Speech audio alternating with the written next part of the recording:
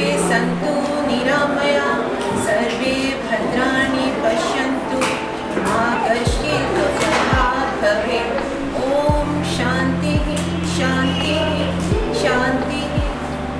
नमस्कार, मैं नीतू ग्रोवर एक सरकारी विद्यालय में वाइस प्रिंसिपल के पद पर कार्यरत हूँ। आज योग के पथ पर अपनी यात्रा की कुछ अनुभव मैं आपके साथ साझा करना चाहती हूँ। वो कहते हैं ना कि हम लोगों की एक कमजोरी है कि हम जानते सब कुछ है लेकिन मानते नहीं। ऐसा ही कुछ मेरी इस यात्रा में हुआ। योग के महत्व को जानते हुए भी उससे अनभिज्ञ रही शायद, और इस कारण से 2017-18 में लगभग मुझे एक प्रॉब्लम हुई, और वो थी मेरे रीढ़ की हड्डी की प्रॉब्लम।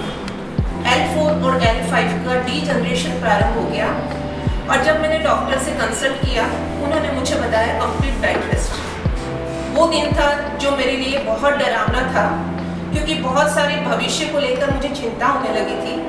मैं एक वर्किंग वुमन हूँ और मेरे लिए बहुत मुश्किल था कि इस तरह से बिल्कुल बेड रेस्ट पे आ जाना। हिम्मत नहीं हारी और किसी से प्रेरणा लेकर मैंने उस समय इस संस्था में वोले जिम में ज्वाइन किया। लगभग 2017-18 की बात है, और आप निश्चित ये मानिए कि उस समय जो मेरी सिचुएशन थी वो ये थी कि जब मैं इस जिम में आई, इस योगाभ्यास के लिए मैं तैयार हुई, और जब मैंने गुरुदेव का सानिध्य प्राप्त किया उस समय मेरी ये कंडीशन थी कि स्टार्टिंग के दिनों में मैं बिना सहारे के बैठ नहीं पाती थी। मुझे एक सपोर्ट के साथ अपना प्राणायाम करना होता था, लेकिन हिम्मत नहीं हारी।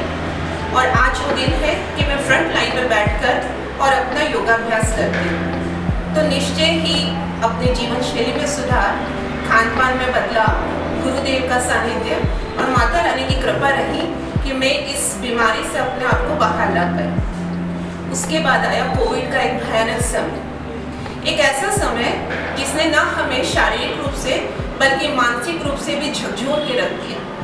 और वो समय ऐसा था जब हमें जरूरत थी एक आत्मिक संबल की।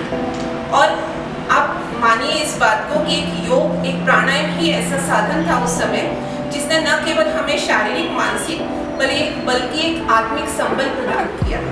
और ये आत्मिक संबल के कारण आज इतने सालों के पश्चात हम इस जगह पर खड़े हुए।